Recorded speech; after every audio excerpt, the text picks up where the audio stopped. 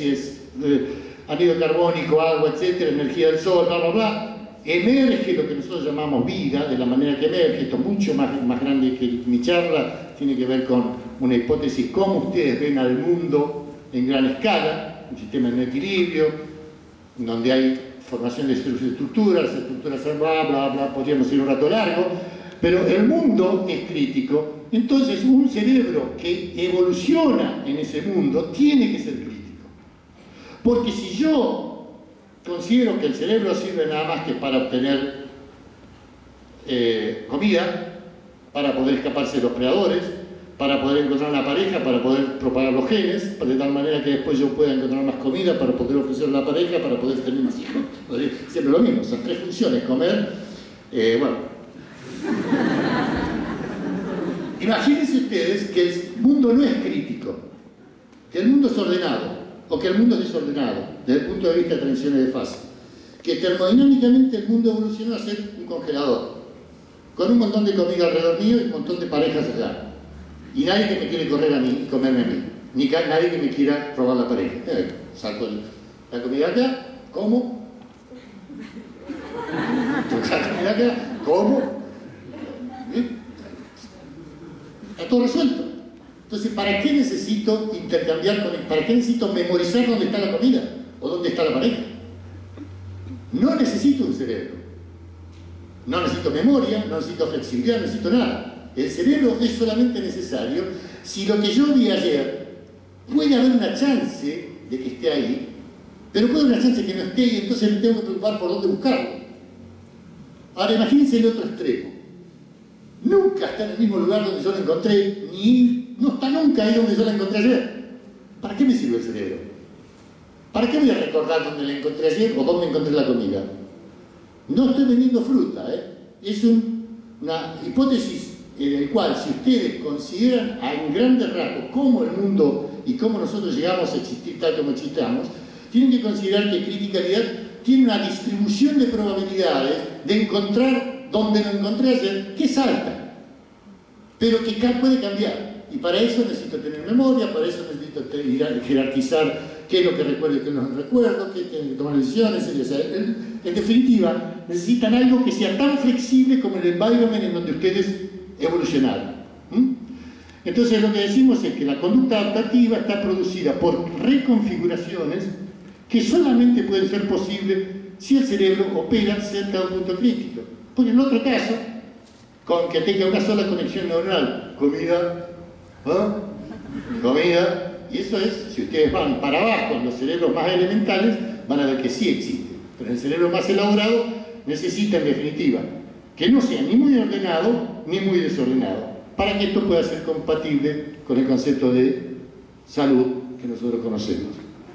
Si entonces no vendo fruta y el cerebro es crítico, ¿qué cosas podría llegar a observar y qué tipo de experimentos puedo hacer? No tengo tiempo para ir en los 3 niveles, pero esta es mi lista, mi laundry list, como yo le llamo, y ustedes tienen a 3 niveles. A pequeñas escalas, es a nivel de neuronas, de registro en neuronas, es un capítulo. Tendría que ver lo que está listado acá, avalanchas neuronales, eso ya fue mostrado desde el 2003 en adelante, lo que yo llamaba cortical quakes o terremotos corticales, muy parecido a lo que McCulloch definía como avalanchas de trinina. Lo que veríamos a gran escala y lo que veríamos a nivel de conducta. Lo que veríamos a gran escala es que, si yo lo que digo es que hay configuraciones corticales que están reconfigurándose permanentemente, que hay una actividad aún en estado de reposo, que tiene fluctuaciones muy grandes, etcétera, etcétera, en fenómenos críticos me dice que yo tengo que medir correlaciones de largo alcance en espacio y en tiempo. Hay un modelo, que es el modelo de Ising, de magnetismo, en donde ustedes pueden sacar la lista de correlaciones y van a ver que esa lista de correlación debería ser compatible con lo que yo mido en toda la corteza cerebral si hago experimentos de resonancia magnética funcional. Tendría que haber lo que se llama zero magnetization. Zero magnetization es cuando yo les dije que el imán se desimanta, significa que si ustedes miden la cantidad de zonas del imán que está apuntando hacia el norte y la cantidad que está apuntando hacia el sur, en promedio, cada una se compensa con la otra, por eso es que la magnetización desaparece, el imán deja de ser imán. ¿Cómo sería una corteza demagnetizada?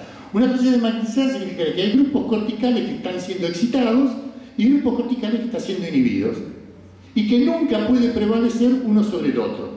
¿Por qué? Porque si en un caso tendrían que toda la corteza se prendería, lo que es incompatible con la función cortical, como ustedes bien saben, o en el otro, en el cual toda la corteza se apagaría. Entonces, normalmente uno tendría que ser capaz de medir esa magnetización y eso tendría que dar alrededor de cero. La otra cosa que se deberían ver son estas escalas, estas avalanchas en gran escala. Tendrían que verse del mismo tipo de cosas que les mencioné antes para lo de estricnina. Tendría que verse, esto es muy importante, porque habla de cómo es esa integración y esa segregación. Tendría que verse divergencia de la longitud de correlación. Suena un poquito técnico, pero no lo es. La longitud de correlación es medir cuánto dos de ustedes están haciendo lo mismo, si uno se mueve, el otro se mueve, si uno se queda quieto, el otro se queda quieto, medir la correlación entre ellos, medir la distancia y ver hasta dónde llega ese hermanamiento de las conductas. Pero después repetirlo, eso lo hacen para un aula de 5 alumnos, pero después lo repiten para un aula de 20, después lo repiten para un anfiteatro de 300, después lo repiten para un estadio de fútbol. Y ven si efectivamente ese comportamiento aumenta con el tamaño del sistema. Porque un imán, cuando se imanta todo, no se imanta la mitad. ¿Vale? En el imán, como en todos los sistemas críticos, la longitud de correlación aumenta con la distancia. ¿Qué quiere decir eso? Que no importa cuán grande sea el cerebro, la correlación que va a existir entre las partes de ese cerebro van a ser siempre iguales. Con lo que la transmisión de información va a ser óptima en cualquier caso. Yo les voy a mostrar mediciones que hicimos nosotros que muestran que estas cosas ocurren tal como la teoría lo predice. 2 más por la izquierda y 1 por la derecha. Pero más importante para todos, y si hay algún psicólogo en la audiencia, o algún conductista en la audiencia, podría preguntarse, está bien Dante, vos estás midiendo cosas en la corteza, pero nos dijiste que esos patrones espaciotemporales son la forma en que se origina la conducta. ¿Por qué no medir la conducta? La conducta, si lo que decís es cierto, también tendría que tener las mismas propiedades de los sistemas críticos y uno podría medir ese tipo de cosas y ver si efectivamente la teoría se puede probar. Entonces, a nivel de behavioral level, lo que uno tendría que ver, que es lo que está, ganamos 1, ¿no? Se está revirtiendo la tendencia. Gracias. ¿Cafecito? Chicas, por favor, entiéndanlo bien. ¿Qué tendríamos que ver a nivel de conducta? La teoría dice que si el cerebro genera este repertorio crítico con toda esta mezcla de orden y desorden, la conducta adaptativa debería ser en salvas, bursting. Tendría que ser aparentemente inestable, como que se está por caer en cualquier momento. ¿No? Y piensen un poco. Nosotros no trabajamos todos los días, de 8 a 9 paramos, después vamos de 10 a 11 hacemos esto y después de... No trabajamos por una semana y después cuando dicen el paper, trabajamos todo el día, al día siguiente pasan 3 horas, no hacemos nada. Es decir, que si ustedes estiman y miden la distribución de los intervalos de actividad y no actividad, van a ver que no es ni ordenada, es decir, que hay un histograma en donde trabajan 3 horas y descansan 1, ni completamente desordenada, es decir, no hay una distribución exponencial de periodicidad, sino que tendrían que ver una distribución tipo Power Law, en donde decae como la inversa del tiempo que ustedes están trabajando.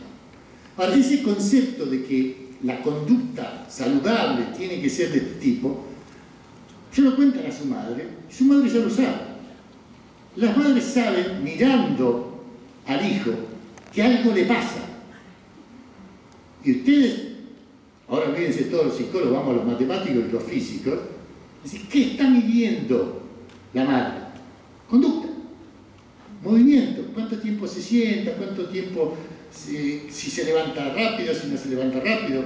Todos esos son características de esta burstiness en la conducta que nosotros hipotetizamos, que es nada más que la expresión, el correlato de los patrones corticales en las configuraciones. Ahora, esta aparente inestabilidad es otra característica. En un sistema crítico se mantiene entre el orden y el desorden, permanentemente. Fíjense que esto es lo que llamo yo el el Age of Failing o Failure on the Raising the Bar Effect. Toda la vida, nosotros cuando tenemos que darle a un niño una tarea, le damos una tarea que no es ni muy fácil ni muy difícil. Tal que no se desanime ni que se aburra. Cuando el chico le empieza a aprender, si ustedes miden la cantidad de errores que está cometiendo, hay un momento en el cual la cantidad de errores aumenta y luego la cantidad de errores disminuye. Ahí ya se aburrió. ¿Y qué hacen ustedes? Le aumentan la dificultad.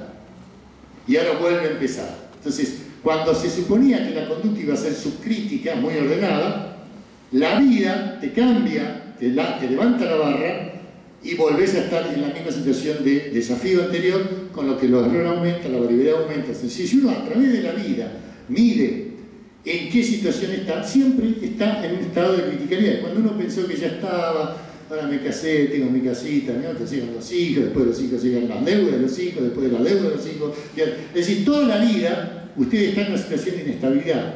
Y ese es el tipo de inestabilidad que genera las conductas estas bursts que nosotros mencionamos y que son signatures de criticalidad. En esto hay muy poco hecho, hay un par de trabajos que nosotros publicamos, debiera haber muchos más trabajos midiendo efectivamente cómo es la estadística y la distribución de probabilidades de los errores en las conductas, en la performance, etcétera, para ver si hay indicios de lo que estamos diciendo. En lo que resta de mi charla yo les voy a mostrar experimentos tendientes a medir en resonancia magnética funcional estas cosas. Medir efectivamente en el cerebro de una persona, sí, como yo dije, hay cero magnetización, si hay avalanchas en gran escala, si la correlación diverge.